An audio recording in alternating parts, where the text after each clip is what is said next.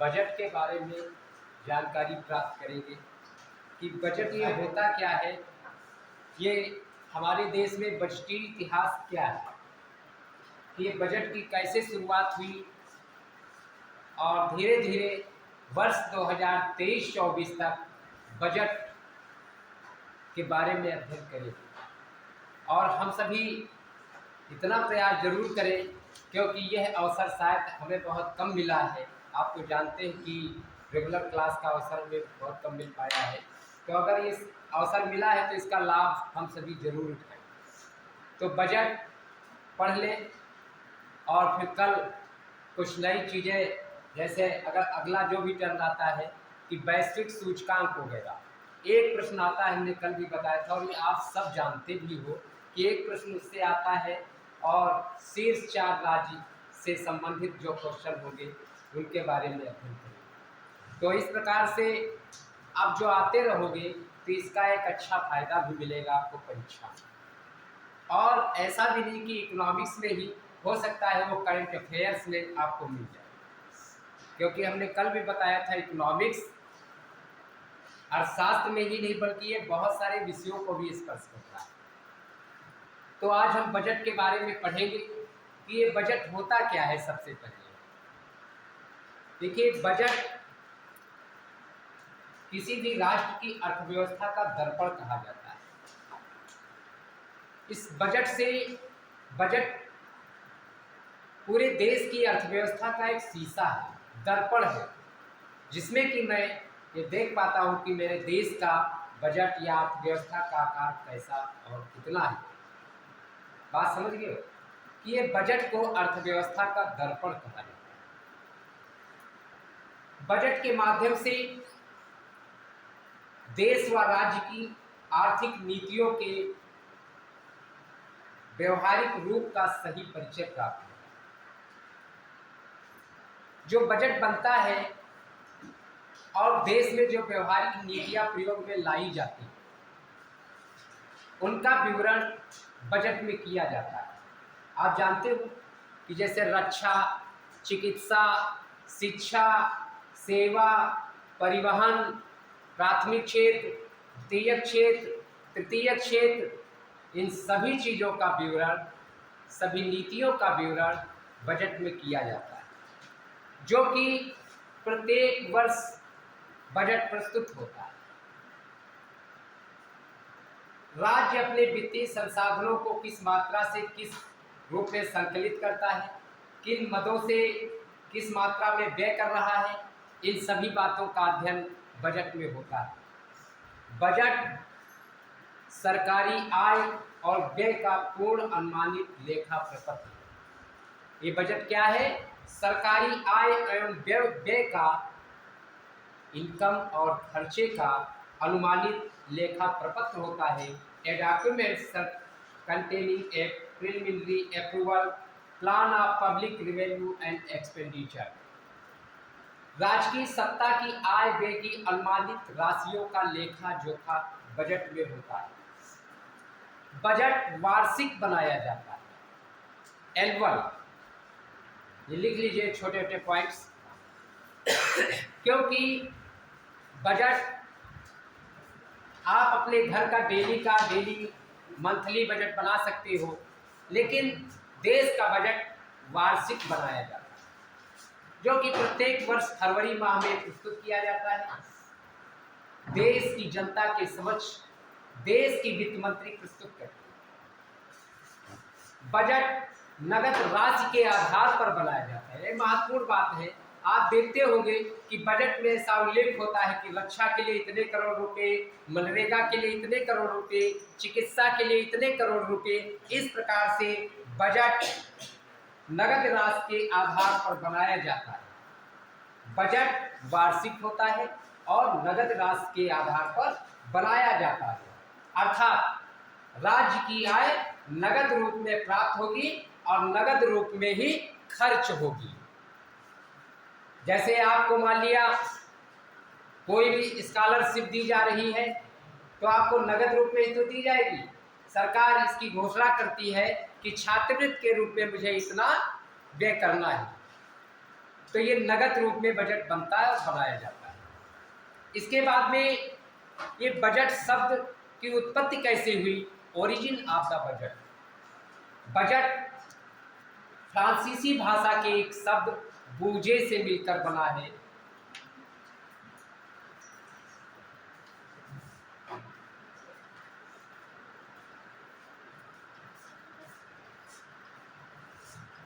ये फ्रांसीसी शब्द है,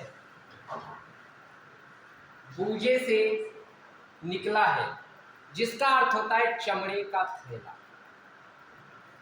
यानी इस बूजे से ही बजट शब्द बना है।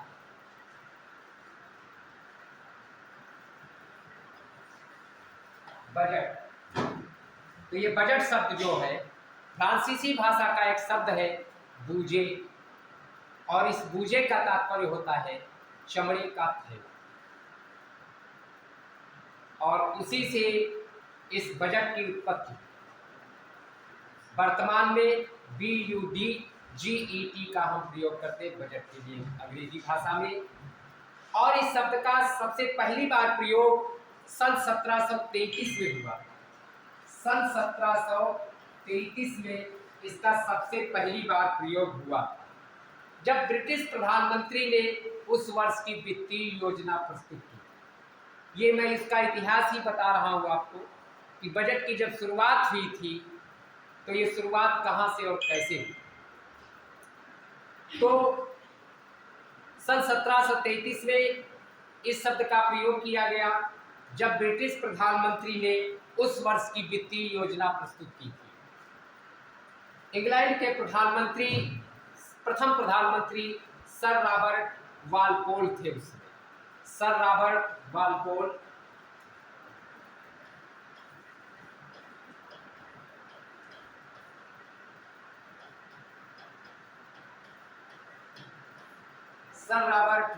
थे 1721 से 1742 तक।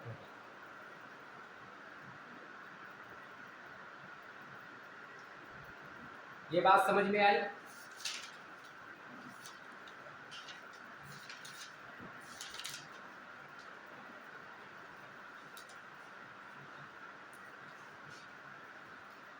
और भारत के संदर्भ में जब मैं बात करता हूं तो आप जानते हैं कि भारत में लगभग 1807 तक ब्रिटिश राज्य था। ये बात था कि नहीं था? लगभग 200 वर्षों तक ईस्ट इंडिया कंपनी ने शासन किया। बाद में देश आजाद हुआ, गणतंत्र हुआ, और आज हम सभी गणतंत्र भारत में रहे। ब्रिटेन के चांसलर उस समय तत्कालीन ब्रिटेन के chancellor of the exchequer chief William avert Gladstone ने पहली बार बजट पेश किया।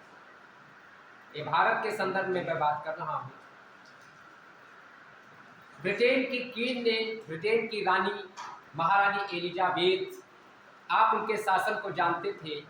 उनके शासनकाल के बारे में कहा जाता था कि उदय से अस्त तक राज्य हमारा है। कहा जाता था कि उदय से अस्त तक, कहीं दिन है, इस समय कहीं दिन है तो वहां भी हमारा राज्य है, और इस समय कहीं रात भी है तो वहां भी हमारा राज्य है। ऐसा कहा जाता। बहुत सारे देश गुलामी की जंजीरों से जकड़े हुए, बाद में क्रांति के माध्यम से अपने को आज़ाद कर, और आज़ाद स्वयं को ही करना पड़ता है। इसके लिए कोई नहीं आएगा, सिर्फ एक विचार होते हैं, वो आज़ाद कराते हैं।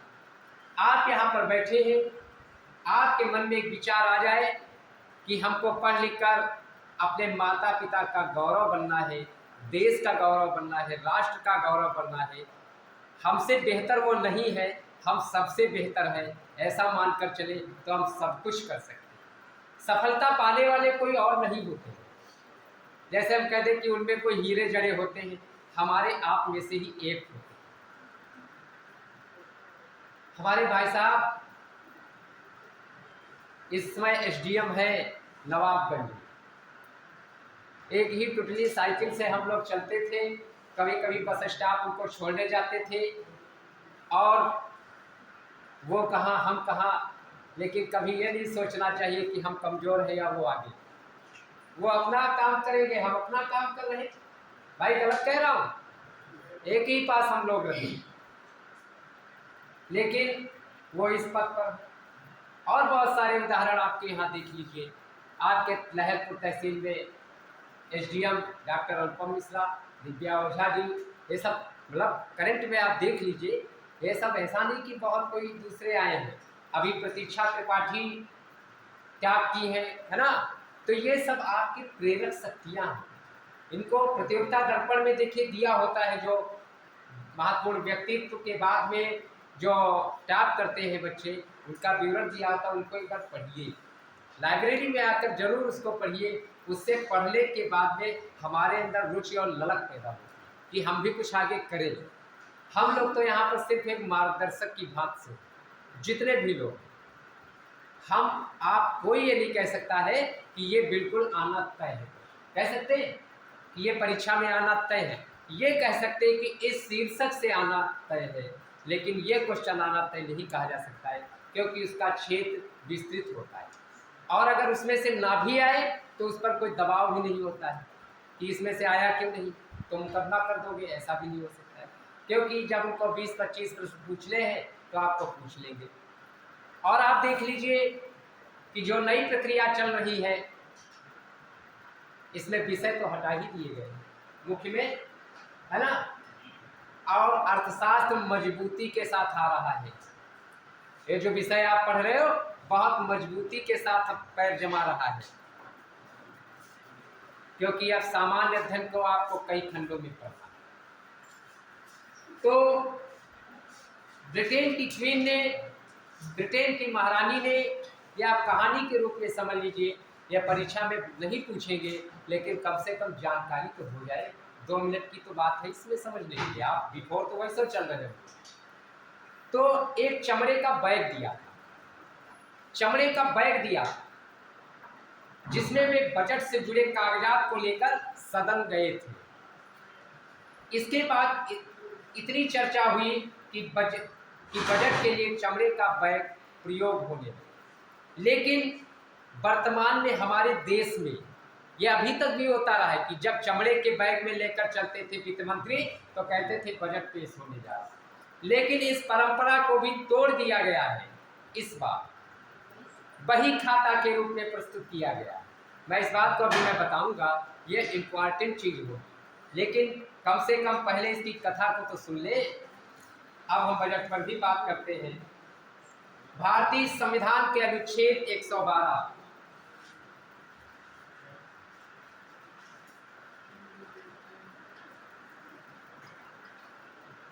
भारतीय संविधान के अनुच्छेद 112 के अनुसार, 112 के अनुसार राष्ट्रपति प्रत्येक वित्तीय वर्ष के संबंध में, कौन? राष्ट्रपति प्रत्येक वित्तीय वर्ष के संबंध में संसद के दोनों सदनों के समक्ष भारत सरकार की उस वर्ष के लिए प्राकलित प्राप्तियों और व्ययों का विवरण रखवाएगा। कौन रखवाएगा? राष्ट्रपति, दोनों सदनों, आय और व्ययों का विवरण, जिसे हम सरल भाषा में वार्षिक वित्तीय विवरण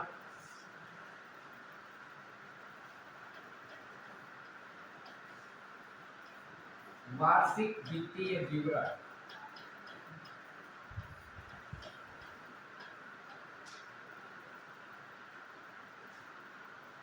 वार्षिक वित्तीय विवरण कहा जाता है।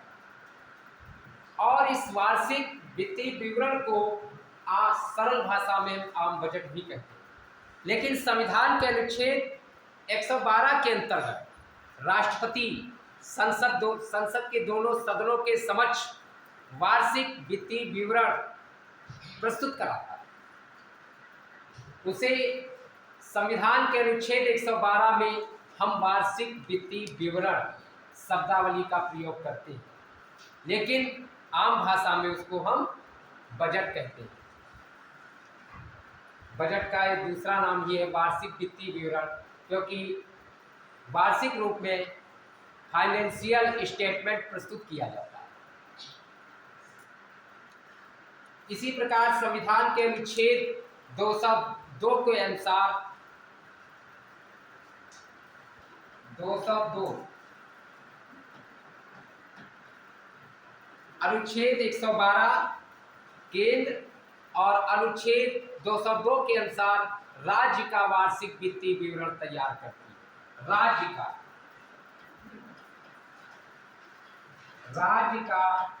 वार्षिक वित्तीय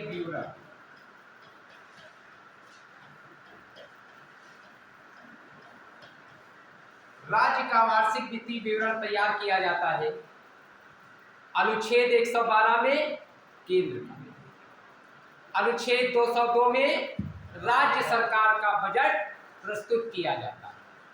ये बात समझ में आ गई।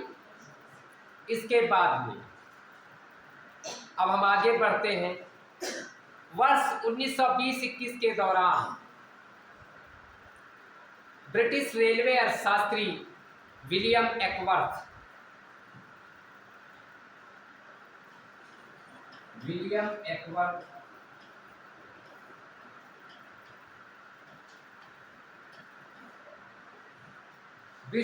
ब्रिटिश रेलवे अर्थशास्त्री विलियम एकवर्थ की अध्यक्षता में 10 सदस्यों की समिति गठित की गई।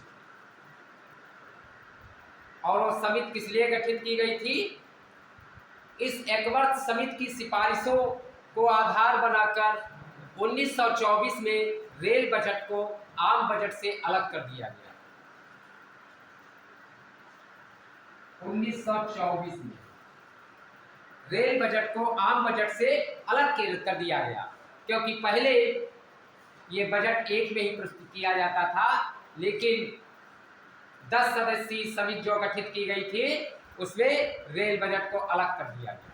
एशिया का सबसे बड़ा प्रतिष्ठान रेलवे माना जाता है, ये बात मानते हो? तो उसके लिए तो एक रेल का अलग ही बजट होता था, रेल बजट। इसके पीछे तर्क दिया गया कि अलग क्यों किया गया। इसके पीछे सबसे बड़ा तर्क था कि रेलवे एक उद्यम है जो लाभ कमाने के उद्देश्य से कार्य कर सकती है, क्योंकि रेलवे एक ऐसा उद्यम है, आप गाड़ी में बैठते तो ऐसा तो नहीं वहाँ पे कि आपको निःशुल्क फ्री में चलो, बिना टिकट चलो, WT। लेकिन एक बात और है, बहुत पहले तो WT बहुत सारे लोग चलते थे, अब आदत छूट गई, अब डर भी लगता है। चलना भी नहीं चाहिए, चलना भी नहीं चाहिए। अगर WT चलोगे तो ट्रेन अब नहीं चलेगी, क्योंकि क्या विदाउट टिकट। क्योंकि जब हम लोग पढ़ते थे तो हम तो खैर नहीं चलते थे, लेकिन बहुत सारे छात्रों की ये मनसा रहती थी तो चलते फिरते रहे ना। चलते हैं ना तो गलत धारणा, अगर वो चलते हैं तो एक गलत बात है, इससे राजस्व को नुकसान होता है। भारत में पहला बजट 18 फरवरी 1860 को जेम्स विल्सन द्वारा 18 फरवरी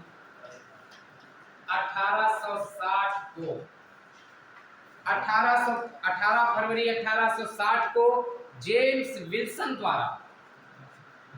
विल्सन ये बजट व्यवस्था का जनक भी है। जेम्स विल्सन के द्वारा, अब उस समय शासनकाल किसका था? Lord Canning. उस समय लॉर्ड केनिंग का शासनकाल था। लॉर्ड केनिंग के शासनकाल में जेम्स विल्सन ने 1860 को बजट प्रस्तुत किया। ये बात समझ में आई? भारतीय बजट व्यवस्था का, अब आप समझ लीजिए,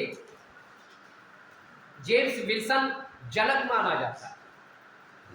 भारतीय बजट व्यवस्था का जनक जेम्स विल्सन कौन है? James Wilson. देखिए बहुत सारी छोटी छोटी बातें हैं और ये बातें आपको हम ढूंढ कर भाई मार्गदर्शक की भांति ढूंढ ढूंढ कर लाते हैं कि आपको दे दें, आपकी जेब में रखते हैं, आपके दिमाग में पहुंच जाए, तो पढ़ो मेहनत से सफल हो जाओ, है ना। ढूंढ ढूंढ कर लाते हैं। आप ये जो किताबें पढ़ रहे हो शायद यहाँ पे लाइब्रेरी में देखते कि एक किताब में बहुत सारी बातें नहीं मिल पाती, समझ गए। तो इसलिए मैं जरूर कहता हूँ कि बातों पर गौर जरूर किया, ठीक है।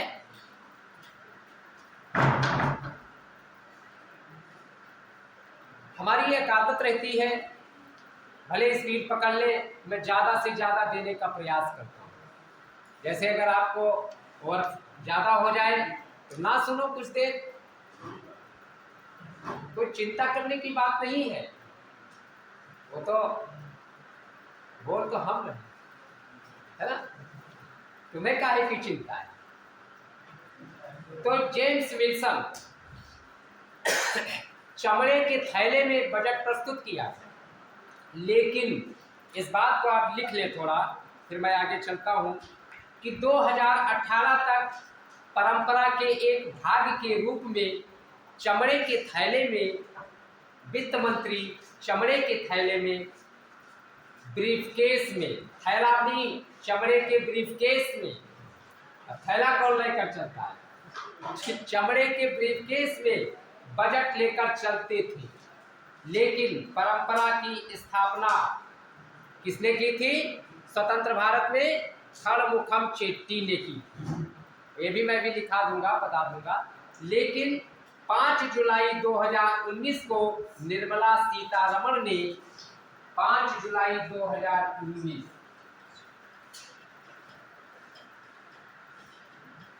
को देश की वित्त मंत्री माननीय श्रीमती निर्मला सीतारमण ने बही खाता में बजट पेश कर परंपरा को तोड़ा। बही खाता में बजट को पेश कर परंपरा को तोड़ा। अब आप सोचिए, इंग्लैंड की महारानी एलिजाबेथ 1860 और इसके पहले ग्लैडस्टोन, यानी चमड़े के थैले से लेकर के ब्रीफकेस तक बजट प्रस्तुत किया, लेकिन 5 जुलाई 2019 को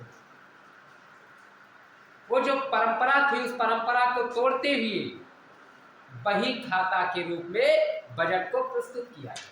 एक महत्वपूर्ण बात है इस बजट की, एक महत्वपूर्ण बात है कि जो परंपरागत रूप में बजट प्रस्तुत किया जाता था उस बात को खंडित कर दिया और बही खाता के रूप में बजट को प्रस्तुत किया गया। आप जानते हैं कि भारत विश्व गुरु की तरफ आगे बढ़ रहा है निरंतर।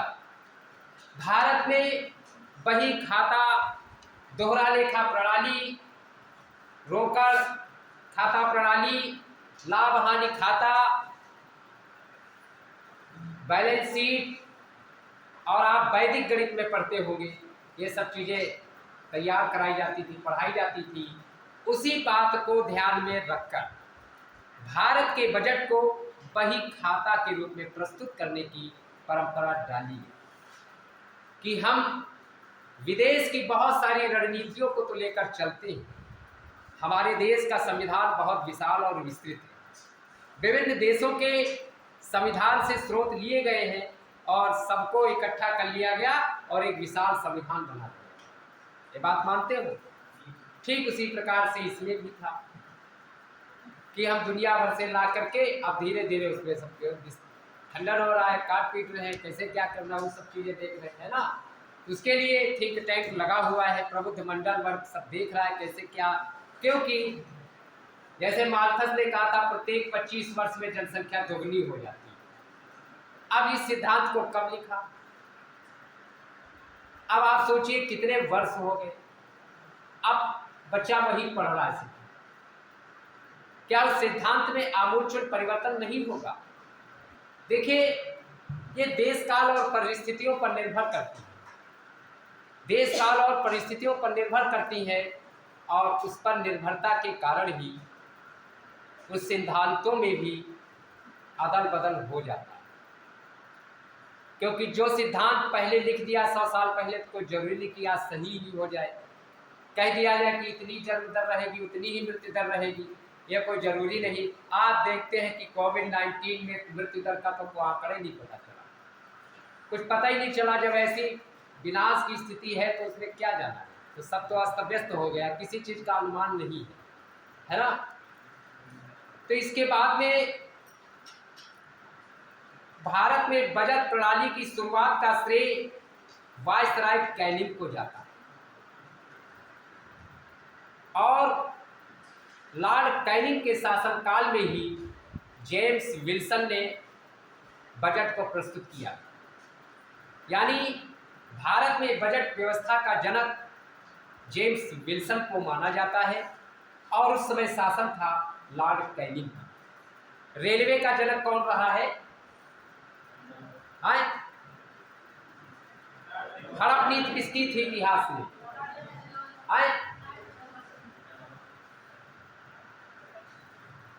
अब आप लोग जानो।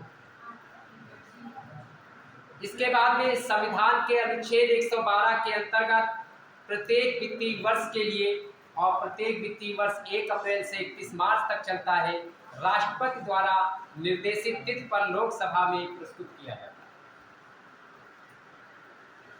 प्रारंभ में रेल व आम बजट एक साथ प्रस्तुत किया गया। वर्ष 1924 में अलग करने का निर्णय किया गया, और 1925 में पहली बार रेल बजट अलग से प्रस्तुत किया गया। वर्ष 1925 में जब रेल बजट को 1924 में अलग कर दिया गया, तो 1925 में पहली बार रेल बजट को अलग से प्रस्तुत किया गया। स्वतंत्र भारत का पहला बजट 26 नवंबर 1947 26 नवंबर 1947 26 नवंबर हमारे देश का संविधान भी प्रस्तावना अंगीकृत किया गया। एतत् शुक्ल सप्तमी है ना। स्वतंत्र भारत का पहला बजट 26 नवंबर 1947 को, जिसमें पहले वित्त मंत्री थे खड़मुखम सेट्टी द्वारा। प्रश्न आता है कि पहला बजट किसने प्रस्तुत किया था स्वतंत्र भारत का? तो खड़मुखम सेट्टी। ये यहां पे लिखे हुए हैं।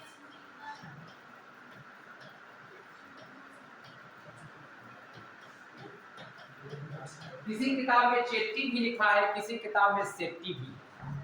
ठीक। चटर्जी और चट्टोपाध्याय,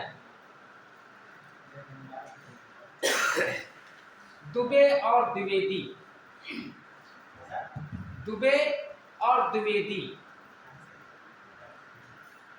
नहीं समझ पा रहे, हिंदी भी पढ़ते हो। दुबे और द्विवेदी, कोई अंतर है? एक ही व्यक्ति को, जैसे कहते हैं श्रीयुत श्रीकांत दुबे, कभी कभी उसी व्यक्ति को कह देते हैं द्विवेदी। तो मैंने पूछा है तुमको द्विवेदी और दुबे ये क्यों कहते हैं? तो कहा दुबे तद्भव है और द्विवेदी तत्सम शब्द। चटर्जी और चट्टोपाध्याय, वैसे इन बातों में ज्यादा ना पड़े, उसके आगे सबके आगे मानव लगा देना चाहिए। ये सब चीजें सरनेम हटा देना, बस इससे ज्यादा कुछ है नहीं। मानव धर्म।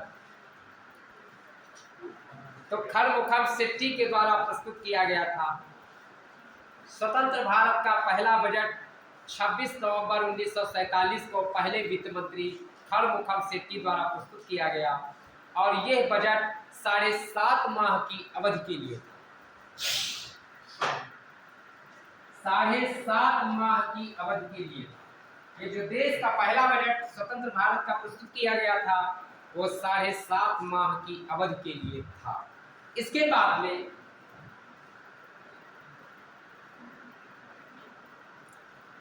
बाद में जॉन मथाई को वर्ष 1950 में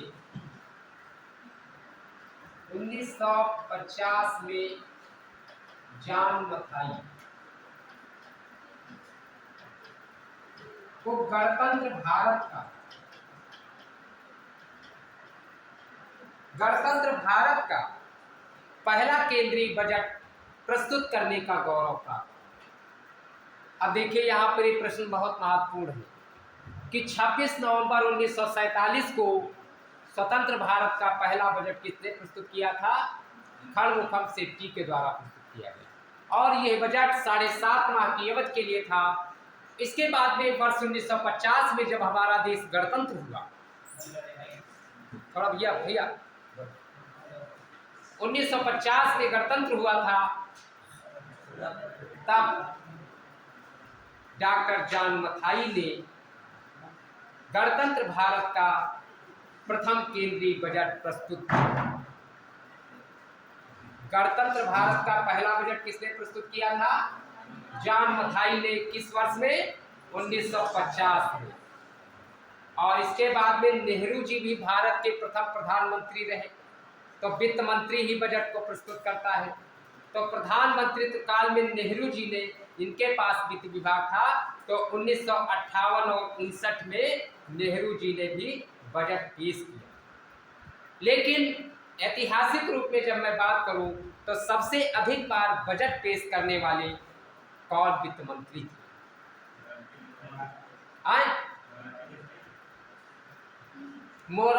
श्री मोरारजी देसाई। तुम नाम ऐसे ले सकते हो, हम नहीं। तुम तो ऐसे तो मेरा भी नाम लेते होगे।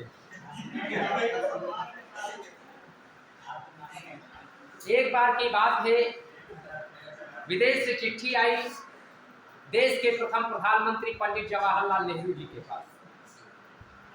उनके पास चिट्ठी आई, उस पर लिखा जवाहरलाल नेहरू। उन्होंने चिट्ठी लेने से इनकार कर दिया क्योंकि नाम के आगे पंडित नहीं लिखा। एक सम्मान है, श्री, डॉक्टर, श्रीमती, कुमारी, एक सम्मान है। इस सम्मान को अर्जित करने के लिए व्यक्ति को कितना त्याग और तपस्या करनी पड़ती, कितना परिश्रम करना पड़ता। आप खुद सोचिए, समय वक्त चाहे जो हो, आप पढ़ लिख करके आप अच्छे अफसर बनेंगे तो आप भी सोचते हैं जो प्रशासन में बैठेंगे तो पूरे मतलब जल्दे से हमारी भी गरिमा हो, कुर्सी की गरिमा को हमें बचाना है ना? तो उस हिसाब से आपको काम करना पड़ता है। तो आप सम्मान के लिए ही तो पढ़ रहे हो, सम्मान के लिए ही तो पढ़ रहे हो। अकूत धन पैदा करना होता तो स्थिति देख रहे हो क्या है। प्रयागराज की तरफ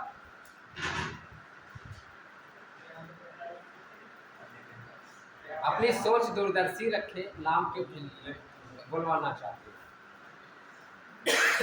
प्रयागराज की तरफ क्या हो रहा है? सदन में भी कह दिया था, ठीक है, कि ऐसे लोग जो हैं जो अवैध कमाई अपूर्ण संपत्ति इकट्ठा कर रहे हैं, ऐसे लोग नेस्तनाबूद।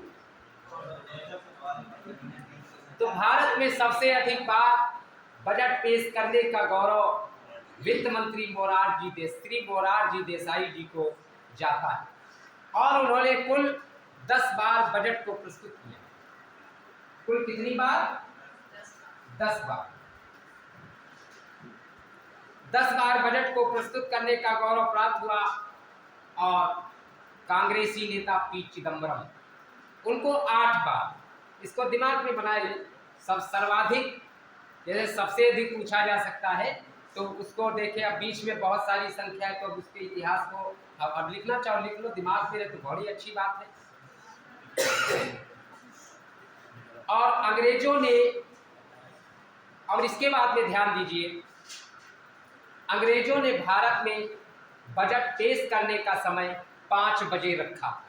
ये भी आप टेलीविजन इत्यादि पर सुनते होंगे कि पहले जब बजट प्रस्तुत किया जाता था 5 बजे, मतलब एक बहुत सामान्य बात है। इस बात को हम ना भी बताते आगे बढ़ जाते, कोई दिक्कत नहीं थी, कोई जरूरी नहीं कि परीक्षा में पूछा जाए, लेकिन मेंस में है और आईएएस जैसी परीक्षाओं में ऐसे ही डीप प्रश्न आते हैं, समझ गए? क्योंकि यहाँ पर कोई किसी को ये नहीं बताया है कि हमने आईएएस में डाला है कि नहीं डाला। वहाँ पर ऐसे ही प्रश्न डीप स्टडी के तौर पर पूछते हैं।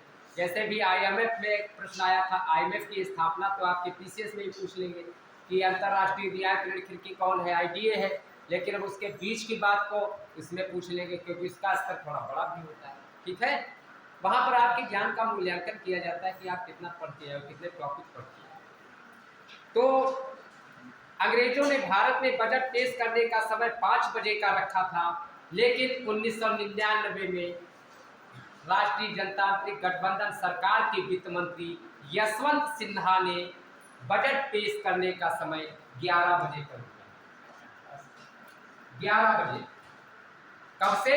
1999 कि पहले 1999 के पहले तक बजट 5 बजे शाम को प्रस्तुत किया जाता था। लोग टीवी पर टिकटिकी लगाए बैठते थे कि इस ब्रीफकेस से देखते कितना खजाना मेरे लिए निकल, कितने मेरे रसोई के लिए निकल रहा है, कितने मेरे प्राथमिक क्षेत्र के लिए निकल रहा है, कितने द्वितीय और तृतीय क्षेत्र के लिए निकल रहा है। उसका समय 5 बजे रखा गया था, लेकिन वर्ष 1999 से बजट पेश करने का टाइम 11 बजे। बजट कितने बजे? 11 बजे प्रस्तुत किया जा रहा है। और इसके बाद में 1925 में रेल बजट प्रस्तुत किया गया, 24 में अलग कर दिया गया। इसके बाद में फिर 25 फरवरी 1992 में भारत में पहली बार रेल बजट और 92 को सामान्य बजट का टीवी पर प्रसारण किया गया। इसके पहले टीवी पर इसका प्रसारण नहीं हो पाता था, न्यूज के माध्यम से, अखबारों के माध्यम से ही जाता। आज जब बजट प्रस्तुत किया जाता है तो पूरा दिन टीवी पर बजट और उसकी चर्चा और डिबेट कार्यक्रम चलता है। बात समझ रहे हो?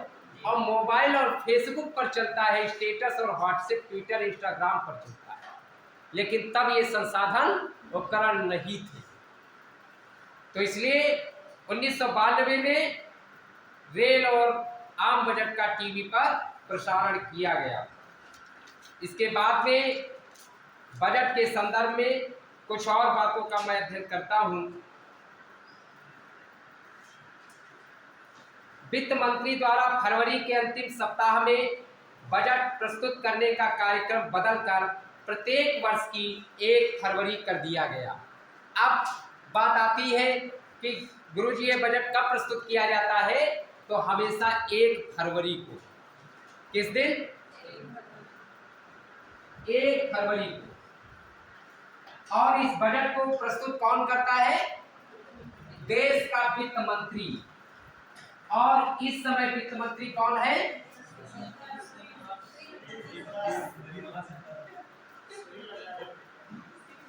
पता नहीं क्या कह जा रहे हैं। हाँ, ये जरूरी है। अगर तुम आज सम्मान नहीं दोगे तो तुमको भी सम्मान नहीं मिलेगा। वित्त मंत्रालय के आर्थिक मामलों के विभाग का बजट प्रभाग आम बजट तैयार करने वाला प्रधान अभिकरण है। अब देश का वित्त मंत्री प्रस्तुत करता है। अब यहाँ पर मुख्य बात यह है कि इस बजट को तैयार कौन करता है। प्रश्न कथन और कारण के अंतर्गत ये पूछा जा सकता है और उसमें पॉइंट्स दिए होंगे कि इनमें से कौन सा कथन सही है। तो अगर आपसे सामान्य भाषा में पूछा जाए कि ये बजट को कौन तैयार करता है, क्या देश की वित्त मंत्री अपने घर पर सब छोड़ करके बजट तैयार करती है? इतनी बड़ी जिम्मेदारी नहीं। इसके लिए वित्त मंत्रालय के आर्थिक मामलों के विभाग, वित्त मंत्रालय के अंतर्गत एक आर्थिक मामलों का विभाग है। आप फोन इत्यादि में या बजट जब पढ़ेंगे तो उसमें आप देखिए लिखा होगा कि आर्थिक मामलों का विभाग। तो उस आर्थिक मामलों के विभाग का बजट प्रभाग, उसी में एक है बजट प्रभाग, जिसका काम है पूरे साल का बजट तैयार करना। अब तुम सोचो कि ये बजट क्या एक दिन में तैयार हो जाता है? बजट में तो बीते हुए वर्ष, चालू वर्ष और भविष्य वर्ष, इन 3 चीजों का अध्ययन करके बजट तैयार करता है। जैसे कि आप अपने घर में भी खाद्य और रसद का स्टोर करते हैं, भंडार करते हैं, तो आप विगत वर्ष का अनुमान लगा लेते हो जो बीता हुआ है कि हमारे यहाँ 5 आदमी है और 2 क्विंटल गेहूं का खर्च होता है, अब की 20 किलो खरीदना पड़ेगा। तो आप बजट में देख लेते हैं कि 5 लोग हैं, 20 किलो खरीदना पड़ा, तो बीते हुए वर्ष को देख करके चालू वर्ष में गणना कर लेते कि भविष्य के लिए मुझे इतने क्विंटल गेहूं चाहिए, नहीं तो कम पड़ जाए। इनमें यह प्रत्येक मंत्रालय के द्वारा उपलब्ध कराए गए आंकड़ों पर आधारित होता है और मंत्रालय द्वारा प्रदान किए गए आंकड़े 3 प्रकार के होते हैं।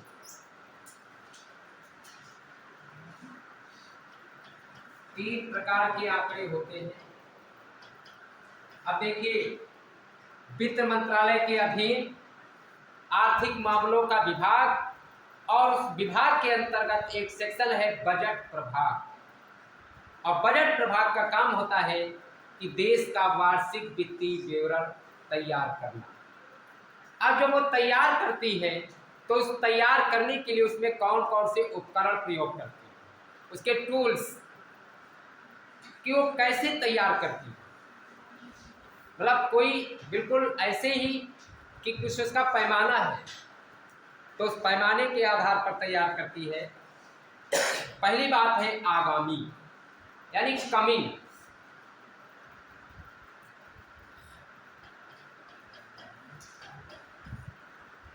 आगामी यानी कमिंग। अब एक कमिंग क्या है? कमिंग का मतलब होता है वित्तीय वर्ष या बजट वर्ष जैसे 2020-21 के लिए बजट अनुमान, जिसमें प्राप्तियों और खर्चों का विवरण होगा। यानी आगामी 2020-21 के लिए, जैसे ये वर्ष सत्र चल रहा है और अगले साल के लिए कि अनुमान लगाना। और अनुमान कैसे लगाएंगे? चालू वर्ष के आधार पर, जो वर्ष हमारा चल रहा है। यानी दूसरा है चालू करेंट। चालू करेंट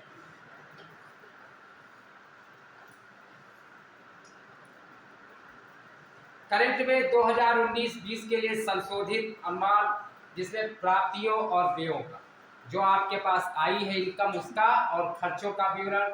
और गत वर्ष यानी प्रीवियस, जो वर्ष बीत गया उसको भी तो देखोगे, यानी बीते हुए वर्ष को, जो वर्ष हमारा चल रहा है इसको, और आने वाले वर्ष के लिए हम अनुमान लगाएंगे कि आज बीते वर्ष में मैंने देखा, जो मैंने भी आपको उदाहरण दिया कि हमारे पास 500 रुपये थे और काम नहीं चल पाया, समझ गए? तो उसको चालू वर्ष में उस पर ध्यान दिया, और आगामी वर्ष में मान लिया संख्या बढ़ जाती कुछ है तो उसके लिए एक्स्ट्रा स्टोर करते हो ना। तो आगामी और चालू गत वर्ष के आधार पर वार्षिक विवरण तैयार करने के लिए तैयार करते हैं। इसके बाद में संसद के समक्ष प्रस्तुत करते हैं। संसद पर बहुत कुछ इस पर बहस होती है दोनों सदनों में। बजट प्रस्तुत करने के लिए सबसे पहले लोकसभा में बजट प्रस्तुत करने व विचार करने के लिए राष्ट्रपति की अनुशंसा ली जाती है। सबसे पहले राष्ट्रपति की अनुशंसा ली जाती है, किसमें? लोकसभा में बजट प्रस्तुत करने की। क्योंकि जब ये बजट तैयार हुआ है तो ये तो है नहीं कि बजट तैयार हुआ तो सीधे बस पिटारा खोले पूरे देश की जनता के साथ। अब उस पर चर्चा होगी, बहस होगा, विपक्ष के लोग होंगे।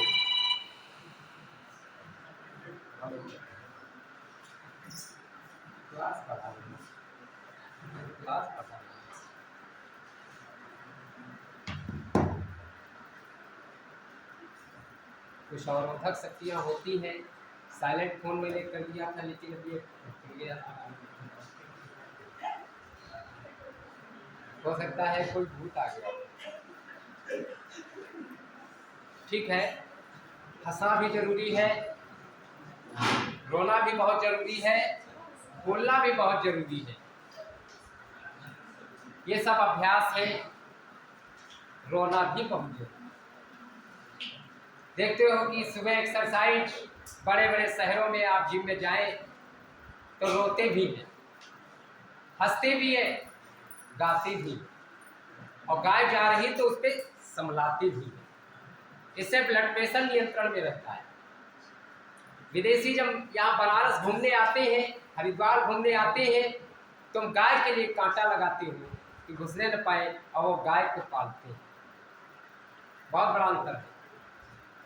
खैर, उन बातों पर नहीं जाएंगे, क्योंकि अभी हमें बजट के बहुत सारी बातों को भी बताना बाकी है, और समय बहुत है, समय भी बहुत।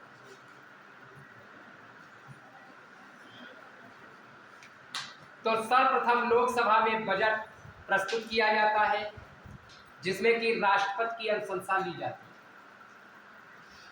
राष्ट्रपति देश का प्रथम नागरिक होता है। और जिले का प्रथम नागरिक कौन होता है? कौन होता है? कौन?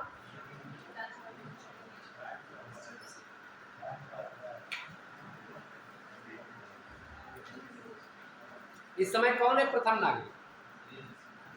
आए? कौन? पता नहीं क्या बोल। आए?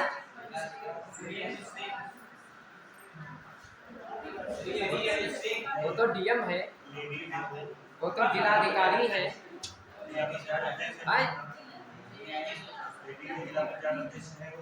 हम बताते हैं। श्रीमती श्रद्धा सागर गुप्ता, महमूदाबाद निवासी, समझ गए? शिव कुमार गुप्ता की बहू। ठीक, थोड़ा बहुत समझा करो, पढ़ा करो। इसके बाद में केंद्रीय वित्त मंत्री के बजट भाषण के साथ साथ लोकसभा के समक्ष बजट रखा जाता है, जिसके बाद वित्त विधेयक प्रस्तुत किया जाता है। आए? क्या? अब वो प्रथम है, क्योंकि वो जिले की भाई पहली नागरिक कही जा सकती है। हाँ, जिलाध्यक्ष वो तो प्रशासनिक है ना। अब राज्य का प्रथम नागरिक राज्यपाल है ना। अब डीएम का करेक्टर इत्यादि भी उसी के हाथ में है। ये भी जानते होंगे कि डीएम का करेक्टर वगैरह जिला पंचायत अध्यक्ष, क्योंकि प्रशासनिक व्यवस्था तो है ठीक, लेकिन बहुत कुछ शासन पर ही निर्भर की जो जनता से पूछता है। कभी कभी एक बिहार के एक मंत्री थे, मुख्यमंत्री तक, वो कहते थे कि हम बहुत अगर पढ़ जाते तुम ये बनते, इशारा करते थे। तो ये भद्दा लगता था जब ये कहते थे कि ये बनते, तो आप इशारा समझ रहे हो। तो कभी कभी ये देश के लिए उपहास भी बन जाता। हम भी चाहते वही प्रथम नागरिक बने, लेकिन जब नहीं तो क्या। लेकिन प्रथम अधिकारी जरूर है कि प्रथम नागरिक की भी खटिया खड़ी। इसके बाद में एक बजट को बनाने के लिए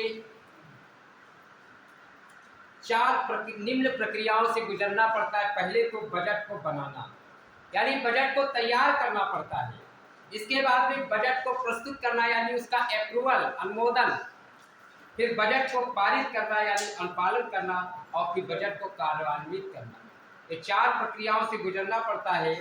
और राज्यसभा, जब राज्यसभा में प्रस्तुत किया जाता है तो 14 दिनों के भीतर वापस करना होता है, चर्चा के पश्चात।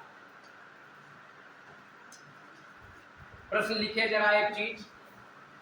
भारत में जेंडर बस्टिंग की अवधारणा की शुरुआत, भारत में जेंडर बस्टिंग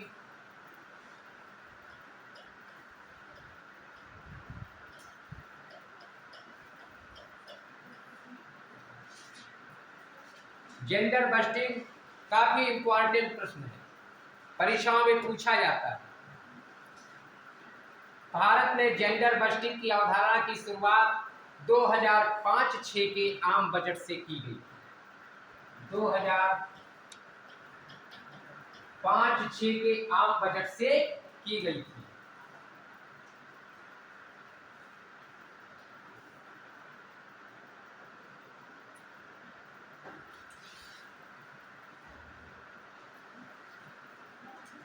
दो 2005-6 के आम बजट से की गई थी और इस जेंडर बस्टिंग का पहला प्रयोग 1982 में ऑस्ट्रेलिया में किया गया। 1982 में ऑस्ट्रेलिया में। प्रश्न बहुत अच्छा है, लेटेस्ट भी है, अप टू डेट भी है।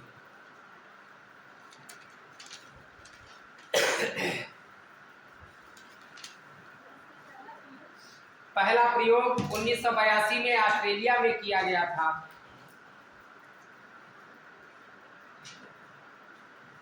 अब भारत में 2005-6 में आम बजट के साथ लैंगिक संबंधी बजट यानी जेंडर बस्टिंग की शुरुआत की गई। इस लैंगिक बजट में लिंग के आधार पर बजट का आवंटन जेंडर बजट कहलाता है। भारत में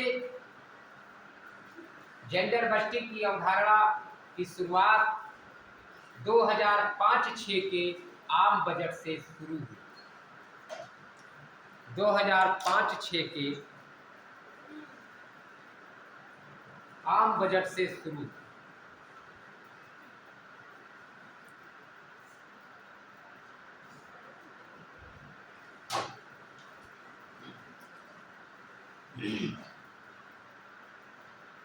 यह अब लैंगिक बजट में क्या है, यह लैंगिक संवेदनशील तरीके से बजट की योजना और उसका निष्पादन, निगरानी और अंकेक्षण को निर्दिष्ट करता है और यह भी सुनिश्चित करता है कि विकास का लाभ पुरुषों जितना कि महिलाओं तक पहुंचे। कि आप जानते थे कि विकास का लाभ बहुत चीज़ों में महिलाएं रह जाती हैं। अब उनके लिए पृथक से आप देखिए जो वर्तमान का भी बजट घोषित हुआ है, इसमें महिला सम्मान और आप देखते हैं बहुत सारी चीज़ें महिलाओं के लिए, सुकन्या खाता वगैरह भी इसके पहले, कि महिलाओं का अब ये नहीं कह सकते कि हमारा वर्चस्व कम है या हमको लाभ नहीं मिल पा रहा। अब लाभ लेना आपको, आप हर क्षेत्र में आगे हैं और आगे रहेंगी। यहाँ तक ये है, इस सृष्टि में सबसे पहले महिला ही है, वही जननी है इस सृष्टि की। वो न होती तो हम न होते। यहाँ तक तो हम ये भी कह सकते हैं कि इस नारी में इतनी शक्ति है कि वो हम जैसे पुरुषों को उत्पन्न करती है। हम भी उसी से हैं। वो सर्वशक्तिमान है, इसमें कोई दो राय नहीं। यत्र नार्यस्तु पूज्यन्ते रमन्ते तत्र देवता। यह मुझे कहना पड़ा, बल्कि मैं संस्कृत का नहीं हूँ, हो सकता है गलत हो जाए। मैंने संस्कृत नहीं पढ़ी है, मैं अवधि में ही हिंदी ही पढ़ा। यह कोई लेखांकन कवायद नहीं है, बल्कि नीति कार्यक्रम निर्माण में महिला संबंधी परिप्रेक्ष्य बनाए रखने से संबंधित कि पूर्व की भांति 2005-6 के पहले आप देखते थे कि महिलाओं के लिए बजट में कोई विशेष अंश नहीं था। आज महिलाओं के लिए जो केंद्रीय स्कूल है उनमें महिलाओं के लिए अगर एक बालिका है तो उसके लिए कोटा है कि आपका एडमिशन, निःशुल्क शिक्षा और बहुत सारी योजनाएं हैं सिर्फ महिलाओं के लिए। और अच्छी बात है, क्योंकि पहले मोनोपोली थी कि हम ही कमा के लाएंगे तभी खाओगे, वरन नहीं। आज उल्टा कि जब पुरुष हम आप जैसे कुछ नहीं करेंगे तो क्या खाएंगे, है ना। तो इसके लिए मेहनत करनी पड़ेगी। इसमें 2005-6 से वित्त मंत्रालय प्रतिवर्ष व्यय बजट दस्तावेज के एक रूप में महिला संबंधी बजट पर अलग जारी करता है। कि महिला संबंधी यानी लैंगिक बजट अलग से जारी करता था, जिसमें भाग ए में महिलाओं के लिए 100% मतलब 100% निधि आवंटन वाली महिला योजनाओं को परिलक्षित करता था, और दूसरे खंड में महिलाओं के लिए कम से कम 30% निधि आवंटन वाली महिला योजनाओं को परिलक्षित करता। अब यहाँ पर बजट के बारे में आप जानते, कभी घाटे का भी बजट आता है, कभी संतुलित बजट भी आता है। तो ये घाटे का बजट क्या होता है कि लोक आय व लोक व्यय में समानता है, तो संतुलित बजट। जैसे कहते कि हमारे देश का बजट संतुलित है, तो संतुलित कैसे होगा? लोक आय व लोक आय यानी पब्लिक रेवेन्यू, लोक व लोक व्यय में समानता, लोक व्यय में समानता होगी तो बजट कैसा होगा? संतुलित। लोक आय और लोक व्यय में समानता होगी तो बजट होगा संतुलित, बैलेंस्ड बजट। तो कहा जाता है कि ये बजट संतुलित, कि जितना राजस्व है, जितनी कमाई है, उतना ही खर्चा हुआ है, तो ये संतुलित बजट तैयार। इसके बाद में जब लोक आय से लोक व्यय की अधिकता हो, कि मेरे जो पब्लिक रेवेन्यू है उससे पब्लिक एक्सपेंडिचर एक्सेस हो, अधिक हो, तब हम कहते हैं घाटे का बजट। कि जैसे कोविड-19 में हम गुजरे तो पूरे विश्व की अर्थव्यवस्था चरमरा गई, तो वहां पर देशों में घाटे का ही बजट। वो बात अलग है कि आंकड़ों में उसको संतुलित दिखा दे या हमें कोई दिक्कत नहीं हुई, क्योंकि उस समय जब किसी से पूछो क्या तबीयत खराब है, तो क्या कहता था? क्योंकि आजकल स्थिति में, पहले क्या होता था, पहले जब कोई ज्यादा तबीयत खराब तो कह देते यार तुमने हल्का फुल्का बुखार, हल्की फुल्की जुकाम खांसी कह देते थे, मतलब इसको सामान्य मानते थे। और आज कह दो कि हमारे हेल्थ में दिक्कत है तो कोई दिक्कत नहीं, कहीं खांसी जुकाम बुखार बता दिए तो क्वारंटाइन। आज ये उल्टा हो गया है, सरकार उस बात को तूल दे, जोर दे, प्रेरणा बना दे, तब तो है। तो और जब लोक आय व्यय से अधिक है तो ये अतिरेक बजट होगा। अतिरेक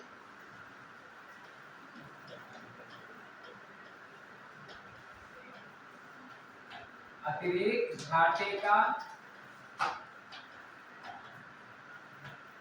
अतिरेक बजट क्या होगा?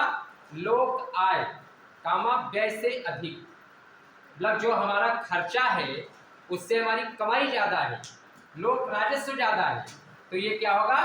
अतिरेक बजट। इसको लिख लीजिए एक लाइन में।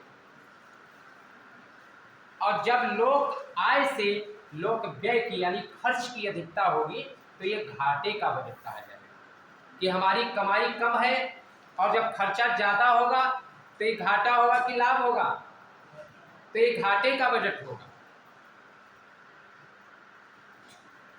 और जब लोक आय यानी हमारी कमाई व्यय से अधिक है, खर्च से अधिक है, तो कहेंगे अतिरेक बजट है, लाभ का बजट है, सरप्लस बजट है, आधिक्यता का बजट है। तो ये बात हुई आपके बजट के प्रकारों के बारे में, कि संतुलित बजट है, कि घाटे का बजट है, कि अतिरेक बजट है। इसके बाद में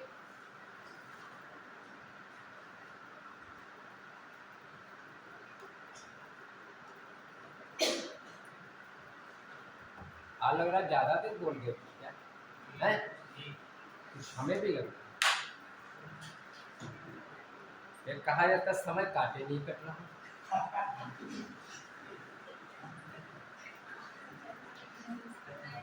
क्योंकि हमको लग रहा बिफोर ही पढ़ा ले, है ना? कोई बात नहीं।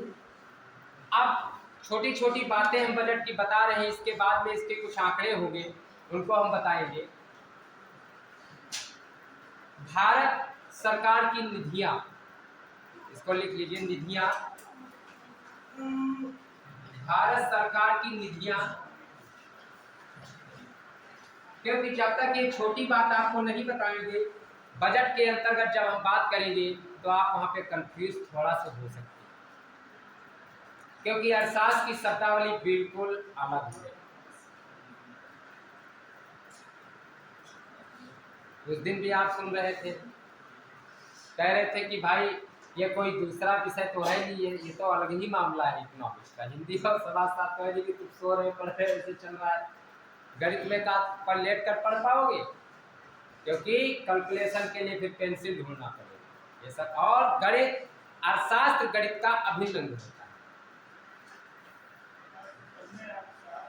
हाँ, बिना इसके तो विषय अधूरा है, बात सत्य है।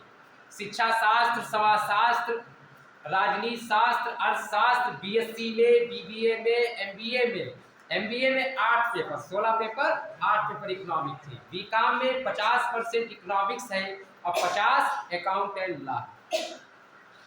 बीएससी स्टेटिस्टिक्स, एमएससी स्टेटिस्टिक्स और इकोनॉमिक्स, एमए इकोनॉमिक्स, एमकॉम में 50% अर्थशास्त्र। तो आप ये ना सोचिए कि और अर्थशास्त्र, आपने बीसीएस का सिलेबस उठा के देख लीजिए, जितनी इतिहास, जितनी राज्य व्यवस्था, उतनी ही अर्थव्यवस्था। बात समझ रहे हो? अब फिर गणित, फिर विज्ञान, जीव विज्ञान, तब ना 150 प्रश्न बनेंगे। ये तो बड़ा सौभाग्य रहा कि हमको पीरियड मिल गया इतने दिनों का, नहीं तो हम तो अभी 10-12 तक चल रहे थे। हमने कहा चलने तो जो भी है, तो ये सौभाग्य हमारा है, तुम्हारा भी है। चलो कुछ तो पढ़ ही रहे हैं, खाली बैठने से अच्छा पढ़ते रहे हो, है ना? जब पढ़ेंगे तो कुछ ज्ञान बढ़ेगा। तो संचित निधि, पहली बात है कंसोलिडेटेड फंड संचित निधि, अनुच्छेद 266। संचित निधि अनुच्छेद 266A।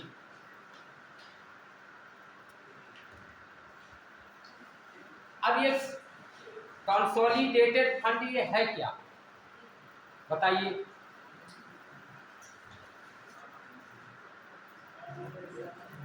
क्या चीज?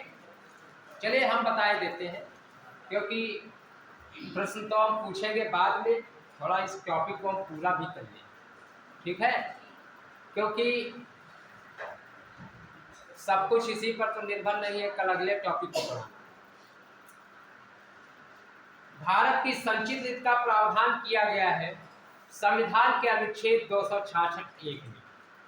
पहला प्रश्न तो ये बनता है कि भारत की संचित निधि का प्रावधान संविधान के किस अनुच्छेद में है?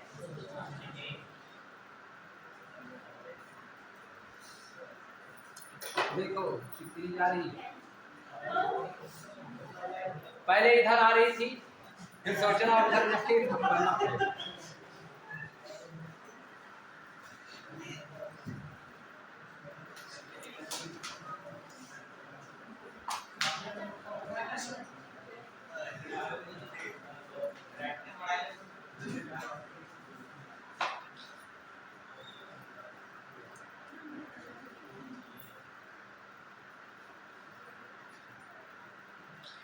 ये भी एक झगड़े का प्रश्न है, कहेंगे बहुत सारे लोग हमारी फोटो नहीं आ रही।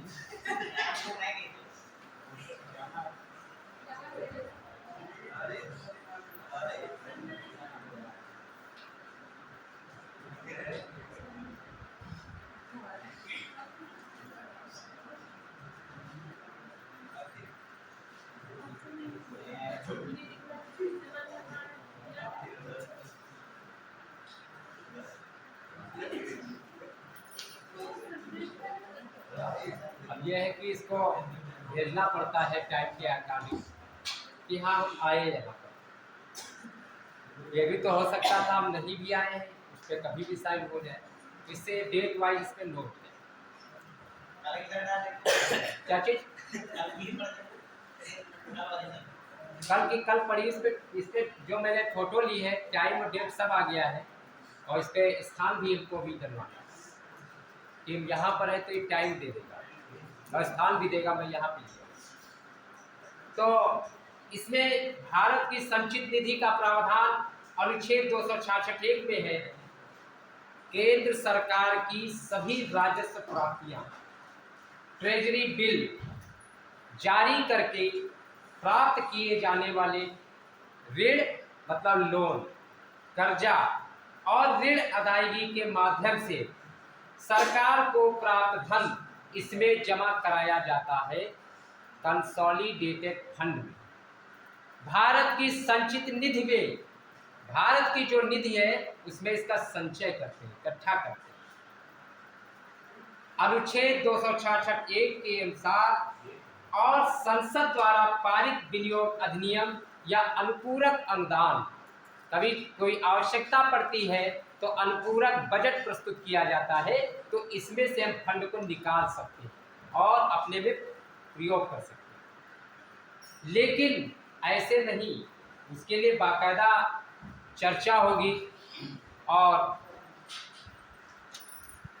संसद की अनुमति भी चाहिए। यह नहीं कि तुम जब चाहो तब सबसे जमा करा लो और तुम उससे ताला खोलो चलते बनो, ये नहीं होगा, सबकी सहमति। इसके बाद में लोक लेखा निधि पब्लिक अकाउंट फंड अनुच्छेद 266(2) लोक लेखा निधि, लोक लेखा निधि अनुच्छेद 266(2) पब्लिक अकाउंट फंड संचित निधि से भिन्न सार्वजनिक राशियां भारत के लोक लेखा में जमा हो, जो सार्वजनिक राशियां होती हैं वो इसमें जमा होती है। इस खाते से धन निकासी के लिए संसद को मंजूरी लेना आवश्यक नहीं होता कि अगर हमें लोक लेखा से धन निकालना है तो इसके लिए हमें सरकार की मंजूरी आवश्यक नहीं है। ऐसी प्राप्तियां हैं जो सरकार की नहीं होती। लोक लेखा में ऐसी जो प्राप्तियां होती हैं वो सरकार की नहीं होती हैं, बल्कि सरकार दूसरों के लिए अपने पास रखती है, जिन्हें बाद में लौटा दिया जाता है। कहने का तात्पर्य है, इनके संदर्भ में सरकार एक बैंकर या कस्टोडियन के रूप में काम करती है। जैसे कि आप सत्र संपत्ति वगैरह देख रहे हो कि कस्टोडियन, उसने बात मान लिया है, राजा महोदय बात को हमारे यहाँ ले लो। जब कभी कोई बात आती तुम लोग सोचते होगे कि ये महोदय बात की बात किया करते हैं कि सब कुछ वही है, कि हमारे सीतापुर में कुछ है ही नहीं। लेकिन हमें भी अफसोस है, क्योंकि हम भी तो यही के हैं। हम तो यहाँ पे 15-17 किलोमीटर पड़ता ही रहने वाला हूँ। मैं तो वहाँ काम करता हूँ, नौकरी करता हूँ, लेकिन वो अवध का एक भाग है, इसमें कोई दो राय नहीं। राजा महिमदाबाद ऐतिहासिक किला और लखनऊ विश्वविद्यालय जब 1921 में इसकी नींव रखी गई थी, उस समय इनका बहुत बड़ा योगदान था। आप उसके इतिहास में देखिए, कभी गूगल पे सर्च करके देखिए, उसमें इनका जमीन से लेकर हर चीज़ में योगदान।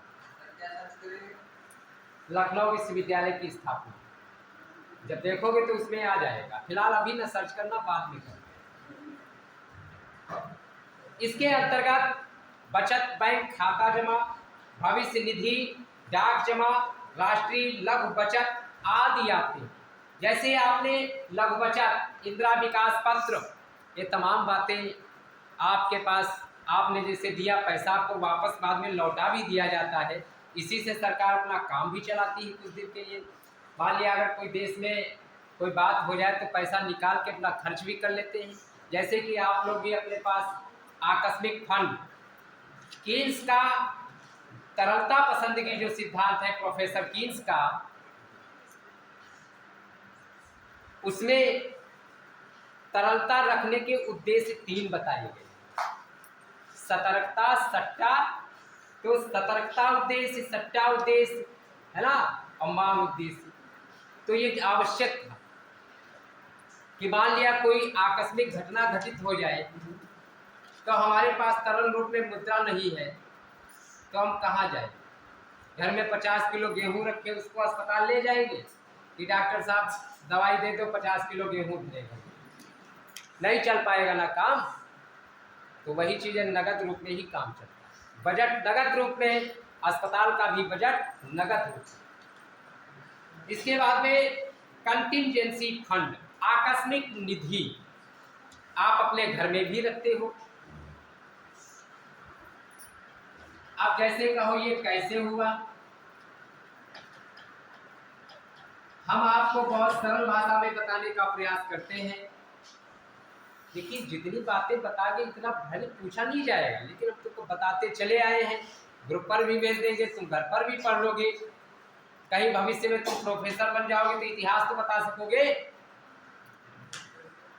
जो मैं भेज रहा हूँ तो इसको आप बहुत सारी किताबें, तो उसमें बहुत सारी चीज़ें नहीं मिल पाती। हमारे पास भी हमने देखा है, क्योंकि एक साथ कितनी किताबें खरीद पाएंगे, खुद सोचिए आप, है ना। मान लिया हम यहाँ हैं तो यहाँ की लाइब्रेरी मुझे अच्छी लगी, मैंने देखी और रमेश सिंह की, तो हमने नहीं लिया। हमने कहा हमारे पास खुद ही इतना मटेरियल है, क्या करेंगे, सब है ही पर्याप्त। तो यह है कि मतलब चट्टा तो लगाना नहीं है। कहने का तात्पर्य है, सिद्धांत वो होना चाहिए कि ये किताबें हमको न देखें, इनको कोई देखता रहे। अब पता चला तुम घर में लेते हो, ये किताबें तुमको देख रही हैं, नहीं, इनको कोई देखता रहे, तब तो सार्थक है। तो आकस्मिक निधि में अनुच्छेद 267 के तहत, देखिए ये इसके अनुच्छेद याद कर लीजिएगा, प्रश्न आता है, दे देंगे कि संचित निधि अनुच्छेद 266 एक, लोक लेखा निधि अनुच्छेद 266 2, आकस्मिक निधि 267, बजट इतना, कौन सा गलत है। जब थोड़ा सा पढ़ोगे तब न टिक लगा पाओगे। तो इस तरह से जो टॉपिक पढ़ रहे हैं, पढ़ तो उसी के बारे में रहे हो। यह है कि कोई चीज डंप कर जाती है, यह बात हम भी मानते हैं, हम भी जब पढ़ते थे। डंप का मतलब होता है ढेर, डंपिंग, राशिपातन, हिंदी में इसको राशिपातन कहते हैं। और प्रतियोगिता बाजार में, अर्थशास्त्र में, माइक्रो इकोनॉमिक्स में जब हम इस चैप्टर को पढ़ते हैं तो डंपिंग, राशिपातन का मतलब होता है। और इस बात को मैं इंटरनेशनल इकोनॉमिक्स में भी पढ़ सकते हैं, और ये पूछा जाता है कि राशिपातन का क्या तात्पर्य है। तो इसका तात्पर्य है कि अपने देश में वस्तु को महंगी कीमत पर बेचें और दूसरे देश में कम कीमत पर बेचें। सरल शब्दों में मैं तुमको बता रहा हूँ। फिर ये सोचो कि ये तो सरासर नाइंसाफी है कि हमारी चीज़ हमें महंगी और उनका सस्ती। अब तुम सोचिए, ये भी तो कूटनीति है कि जब उनको सस्ती तो वो इस चीज़ के जब साल 2 साल में आदी हो जाएंगे तब उनके रेट बढ़ा दो, और उस देश में वो वस्तु चल गई। बहुराष्ट्रीय कंपनियां, MNC, ये सब नीतियां अपनाती हैं। आकस्मिक निधि में इसके अंतर्गत जब तक किसी आकस्मिक व्यय के लिए संसद ने सरकार को प्राधिकृत न किया, तब तक राष्ट्रपति उस व्यय की पूर्ति के लिए इस निधि में से आवश्यक धनराशि सरकार को अग्रिम रूप में दे सकता है। कंटिजेंसी फंड, आप सोचिए, आपने एक छोटी सी कंपनी खोली, उस कंपनी का मालिक कोई और आपके पास कोई अतिथि आ गया बाहर से, अब उसको चाय पिलाना है, उसको टैक्सी से छोड़ने जाना है। अब आपके पास कंटिजेंसी फंड नहीं होगा तो आप चाय कैसे पिलाओ। जो ये जैसे आपका हमारा स्कूल है, ये इस स्कूल में भी कंटिजेंसी फंड होता है कि मान लिया कोई आ गया तो चाय नाश्ता कराना है, तो यहाँ का अधिकारी अपनी जेब से तो नहीं कराएगा, तो उसके लिए आकस्मिक निधि होता है, उसमें से वो खर्च कर सकता है।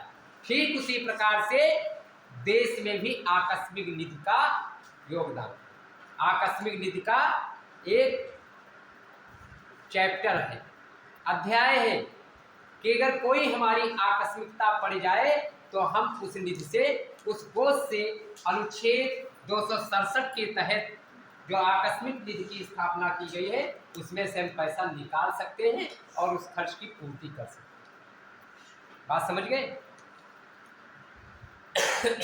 राष्ट्रपति के द्वारा इस निधि का प्रयोग प्रधानमंत्री की सलाह पर करता है।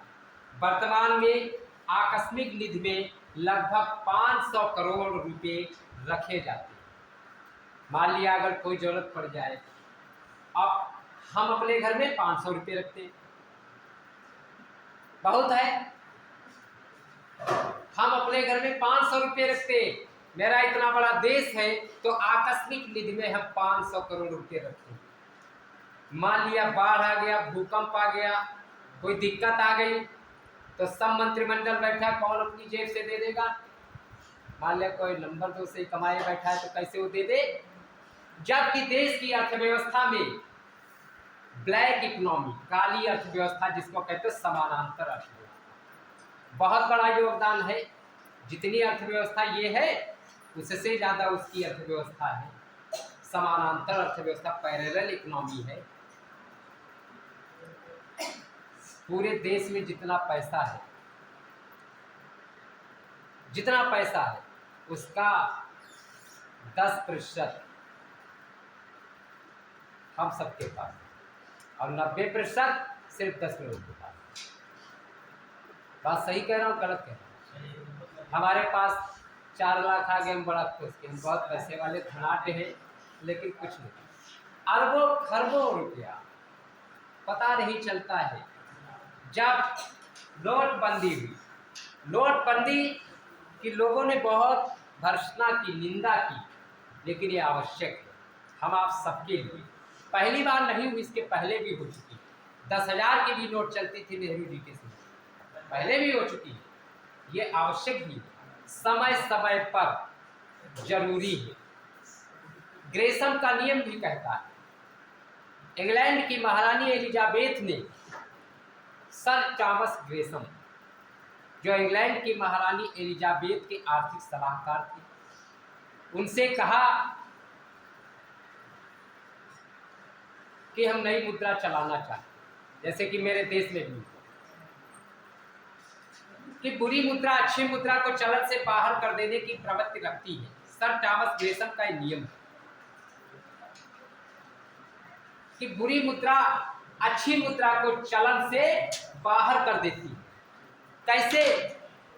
आप सोचिए कि जब हमारे देश में 2000 का नोट बना था, आप खुद सोचिए अपने गांव में, अपने लिए, अपने स्तर से सोचिए कि जब 2000 का नोट बना था तब हम ये सोचते थे हम ये नोट नहीं लेंगे, हमको वो वाले 500 के छोटे, कि एक शंका कि ऐसा नो नकली हो, क्योंकि हम उसकी वास्तविकता से परिचय नहीं हमारा है, इसलिए हम हिचकते भी थे। और बुरी मुद्रा केवल गली सौती ही दे दो, सड़ी दे दो, फटी दे दो, कटी दे दो, ठीक है दे दो, पहले तो 2000 की निकली निकल गई चूरन होती, तब दिक्कत हो जाएगी, है ना? तो कहने का तात्पर्य है कि बुरी मुद्रा हावी थी और अच्छी मुद्रा को चलन से बाहर कर देने की प्रवृत्ति रखती है। लेकिन अगर उस पर अंकुश हो तो हम कहते कितनों बाहर कर देते, एक समय तो टिकाऊ हो ही जाएगी। आज लोग कहते हैं कि बड़ी नोट दे दो, छोटी नहीं। ऐसा प्रयोग इंग्लैंड की महारानी एलिजाबेथ ने सर टॉमस ग्रेसम को आदेश दिया था, प्रयोग किया था, अंततः सफल भी हुए। ठीक इसी प्रकार से हमारे भी देश में हुआ और हम भी सफल हुए। आज डिजिटल करेंसी भी लागू है। आज बिना कैश के भी काम हो जाता, अपना निकाले कार्ड और बस में बैठे अपना ऐसे लगाया, वो भी हो गया, पैसा हो लो। कोविड-19 से भी इसकी शुरुआत हो गई, लेकिन कोरोना में पैसा नहीं छूते थे। लेकिन आप और हम जैसे लोग जब पैसा गिर जाता था ऐसे लगा लेते थे, शर्माते, चलो लक्ष्मी है ना, लेकिन वो बड़े लोग नहीं छूते थे, बल्कि एक कागज का टुकड़ा है, ये बात सही है। राजकीय सरकार के द्वारा जब इसको वैध घोषित कर दिया जाता है तो ये मुद्रा बन जाती है। प्रोफेसर नैप ने कहा कि जब सरकार के द्वारा ये वैध घोषित कर दी जाए तो ये मुद्रा बन जाती है। और अगर वैध ना घोषित किया जाए तो कहेंगे भारतीय खजाने के उपक्रम से निकली हुई हो, चूरन वाली। अगर उसको प्रमाणित कर दिया जाए तो वो भी वैध हो जाए। मैं गलत कह रहा हूँ? वैलिड। अगर प्रमाणित ना किया जाए तो ये भी मुद्रा अवैध है। इसके बाद में ये तो रही बात आपके बजट के संदर्भ में। और एक बात है शून्य आधारित बजट। शून्य आधारित बजट यानी ZBB।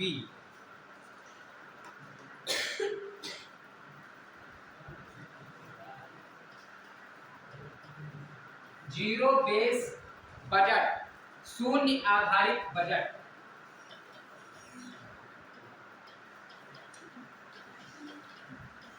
शून्य आधारित बजट पीटर ए पायर 1970।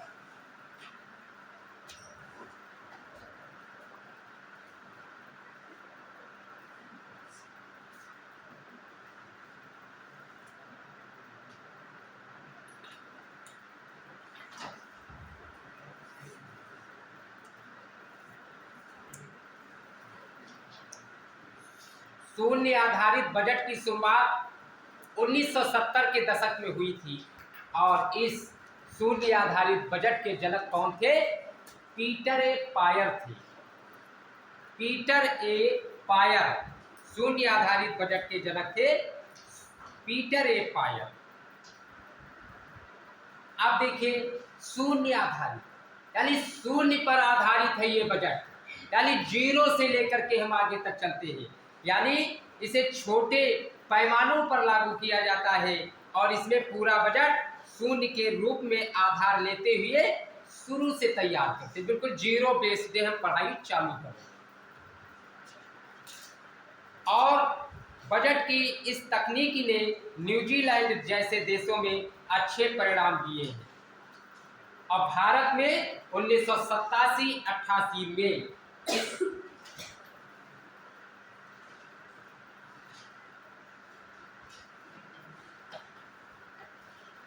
भारत में 1987-88 के आम बजट में शून्य आधारित बजट को शामिल किया और यह शुरुआत की गई कि वैश्विक स्तर पर 1970 में पीटर ए पायर शून्य आधारित बजट की संकल्पना को प्रस्तुत किया।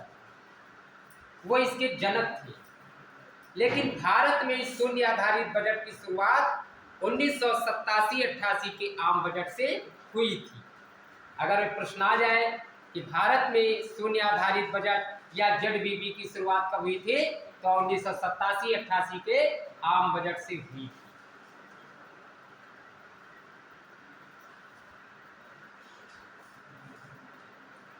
और इसके बाद में कहाँ जाते हैं? इसके बाद में और इसके अंतर्गत बजट पद्धति चक्र शून्य से शुरू होता है और परिणाम बजट को कहते हैं आउटकम बजट। आउटकम, अब भारत में पहला आउटकम बजट कब प्रस्तुत हुआ था? संसद द्वारा 25 अगस्त 2005 को 25 अगस्त 2005 को पारित किया गया था। 25 अगस्त 2005 को पहला आउटकम बजट पारित किया गया था। आउटकम बजट, परिणाम बजट। और निष्पादन बजट जो है 1975-76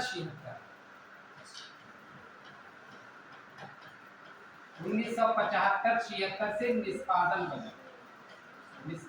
बजट की शुरुआत हुई।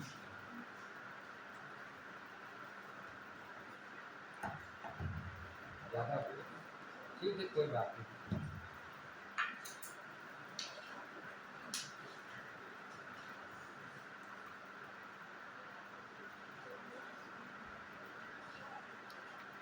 तो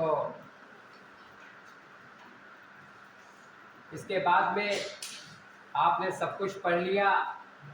अब मैं पूछना चाहता हूं कि आम बजट में रेल बजट को हालिया सुधार में कब मर्ज किया गया? इस समय हालिया सुधार में मैं बात कर रहा हूँ। 1924 और 25 में तो कहीं आया गया हटा घटा सब कुछ चला। आप बताओ, लिख लो 2017-18 से, क्योंकि अब तो सब एक में प्रस्तुत किया जाता है ना। और 1 फरवरी को देश के वित्त मंत्री 1 फरवरी को देश के वित्त मंत्री बजट प्रस्तुत करते हैं और 2017-18 से आम बजट में रेल बजट का विलय कर दिया।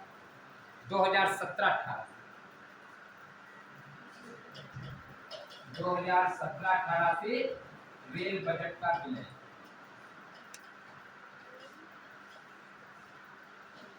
आम बजट में विलय कर दिया। बात समझ गए?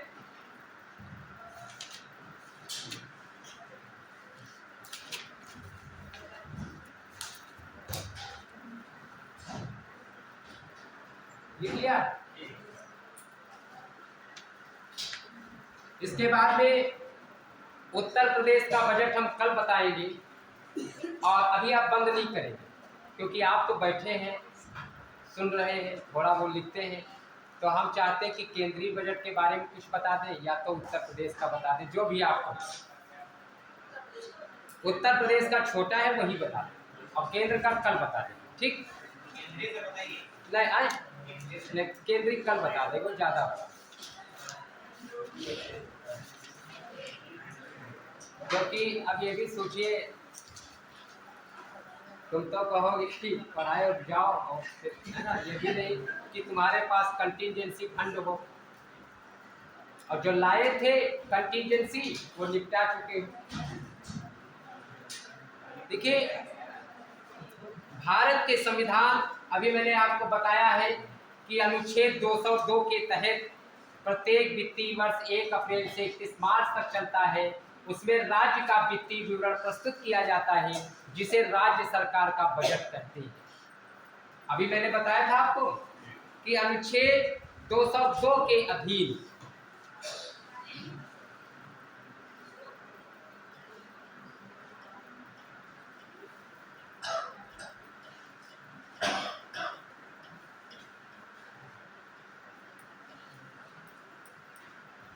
अनुच्छेद 202 के अधीन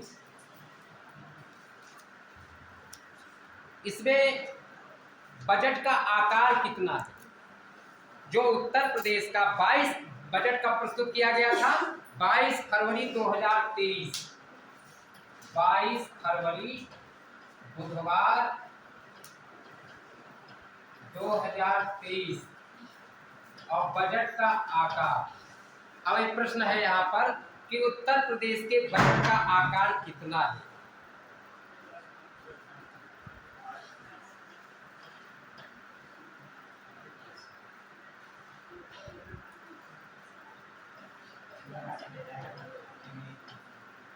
$243 करोड़ रुपए का, यानी 6.90 करोड़, इसको संक्षेप में भी कह सकते हैं, अप्रॉक्सीमेटली 6.90 करोड़। क्योंकि इतनी बड़ी फिगर याद करना ही बड़ी कठिनाई है।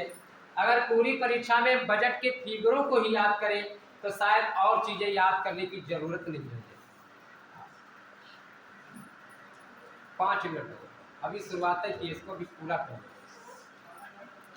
क्योंकि हम तो चाहते हैं कि हम ना, लेकिन अब पूरा करिए, क्योंकि कल हम सोच रहे हैं कि बजट, जो बजट का इतिहास था वो सब मैंने बता दिया, सिर्फ उसके आंकड़े बताने को रह गए हैं, तो अब समय नहीं लगेगा। उसको बता करके कल वैश्विक सूचकांक इत्यादि के बारे में अध्ययन होगा, इसलिए आप जरूर आएंगे, क्योंकि बहुत ही इंटरेस्टेड टॉपिक है।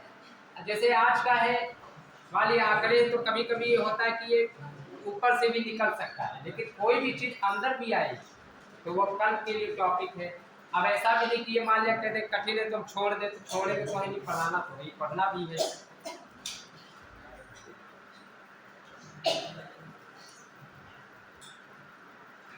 तो 2023-24 में बजट का आकार कितना है? 6.90 करोड़ रुपए का। अर्थव्यवस्था का आकार 90 करोड़ रुपए का। अच्छा ये बताइए, पेपरलेस बजट प्रस्तुत करने वाला पहला राज्य कौन सा? आए थोड़ा और मेहनत करें। केरल साक्षर है तो क्या है, सब कुछ केरल हमारा आगे थोड़ी हो सकता है। हमारी योगी सरकार ने पेपरलेस बजट प्रस्तुत किया है। पेपरलेस बजट प्रस्तुत करने वाला पहला राज्य उत्तर प्रदेश है।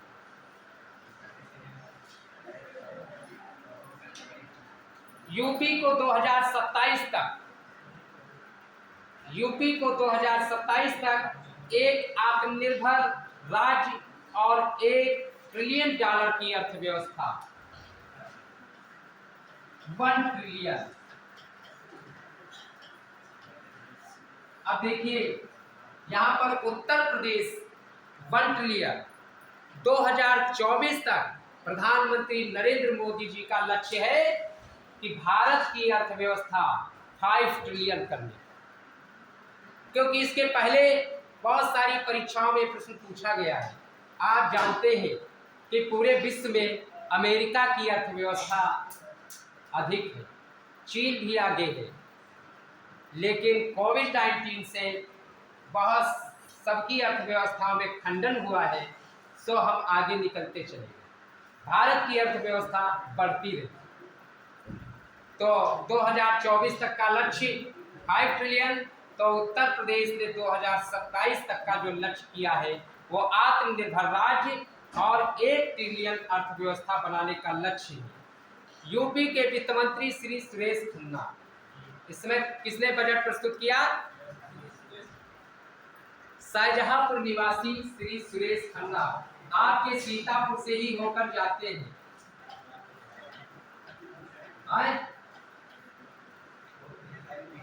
क्या चीज क्या चीज?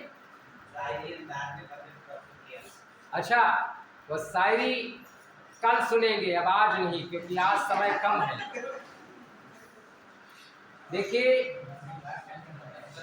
आज के लिए बस इतना ही, क्योंकि समय की सीमा में पूरी दुनिया